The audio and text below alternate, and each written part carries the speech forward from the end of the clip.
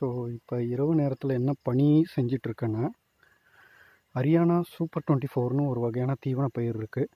So அதுக்கான விதை நம்ம வாங்கியாச்சு. ஸோ அதை நம்ம இப்போ நடவு செய்யணும்.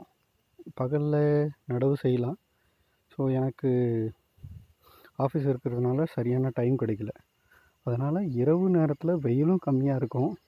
ஸோ நம்ம ஈஸியாக பணி செய்யலாம். ஸோ நமக்கு டைம் போகிறதே தெரியாது. அழகாக அந்த பணியை முடிச்சு விட்றலாம். முடிச்சிட்டோம்னா நமக்கு ஒரு வேலை பளு தெரியாது இரவு நேரங்களில் பணி செஞ்சால். அதுக்காக தான் ஸ்பெஷலாக இந்த பேட்ரி வாங்கினேன். ஸோ இதை நீங்கள் எங்கே பார்த்துருப்பீங்கன்னா, செந்தில் சார் ஒரு படத்தில் யூஸ் பண்ணிடுவார், அதை பார்த்துருப்பீங்க. ஸோ இப்போ நடவுக்காக ஏலி போட்டுட்ருக்கேன்.